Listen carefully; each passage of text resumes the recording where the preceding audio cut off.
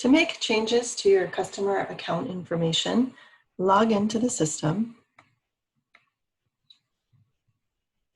And then from your dashboard, click on Account Management in the top right corner. On this page, I can view and edit my login information, license information, contact information, and trust account information. To make changes, click on Edit at the appropriate field you want to change. To change my username, email, password, or security question, I would click on Edit at Login Information.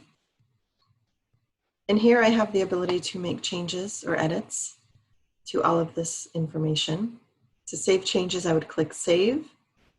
To cancel, I would click without saving. I would click back to Account Management.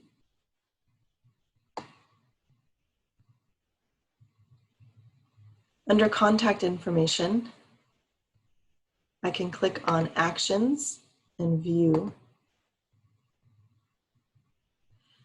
And here I see my account contact details. I can make changes, add information, add additional contact addresses, or remove contact addresses associated with my account. To save any changes, I would click Save, or to cancel, without saving any changes, I would click back to Account Management.